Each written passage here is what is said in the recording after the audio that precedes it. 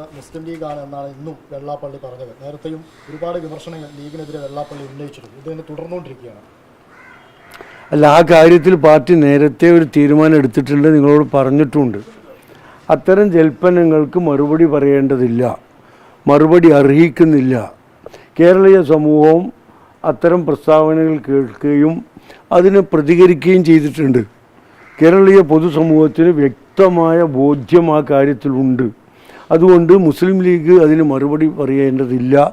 അറിയിക്കാത്തൊരു കാര്യത്തിന് ഞങ്ങൾ എന്തിനാ രംഗത്തിറങ്ങുന്നത്? അതുകൊണ്ട് അത് അർഹിക്കുന്ന അവഗണനയോടുകൂടി തള്ളിക്കളയാണ്. ഈ മുസ്ലിം ലീഗ് നിരന്തരമായിട്ട് പ്രകോപിപ്പിക്കലാണോ വെള്ളാപ്പള്ളിയുടെ ലക്ഷ്യം? അതാണോ തുടർച്ചയായി ഇങ്ങനെ പറഞ്ഞുകൊണ്ടിരിക്കുന്നത്? അല്ല, അത് പറയുന്ന ആളും പറയിക്കുന്ന ആളും ഉദ്ദേശിക്കുന്നത് എന്താണെന്ന് എല്ലാവർക്കും അറിയാം, കേരളീയ ജനതയ്ക്കും അറിയാം. അതുകൊണ്ടാണല്ലോ തദ്ദേശ തെരഞ്ഞെടുപ്പിൽ ജനങ്ങൾ അതിനനുസരിച്ച് പ്രതികരിച്ചത്. അതുകൊണ്ട് ഞങ്ങൾ അതിനെക്കുറിച്ച് മറുപടി പറയുന്നില്ല.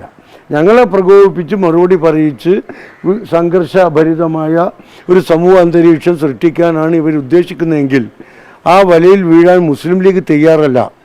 ലീഗിന്റെ ആ മൗനം അങ്ങനെ വരുമ്പോൾ അത് വെള്ളാപ്പള്ളി പറയുന്നത് യാഥാർത്ഥ്യമാണ് എന്നുള്ള രീതിയിലേക്ക് പൊതുസമൂഹം ചർച്ച ചെയ്യില്ലേ? ഇല്ല, പൊതുസമൂഹം ചർച്ച ചെയ്യുകയും തീരുമാനമെടുക്കുകയും അത് കാണിച്ചു തരികയും ചെയ്തിട്ടുണ്ടല്ലോ. അതാണല്ലോ തദ്ദേശ തെരഞ്ഞെടുപ്പിലെ റിസൾട്ട്. അത് മതി ഞങ്ങൾക്ക്.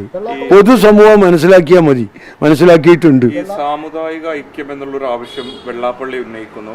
ആ ആവശ്യത്തെ സുകുമാരൻ നായർ NSS പിന്തുണയ്ക്കുന്നു. VD സതീശനും ആ ഒരു ആവശ്യത്തെ പിന്തുണയ്ക്കുന്നുണ്ട്. എന്താണ് ലീഗിനോട് അതിനുള്ളൊരു നിലപാട്? ലീഗ് അതിനെന്തില്ല നിലപാടെടുക്കേണ്ട ആവശ്യം?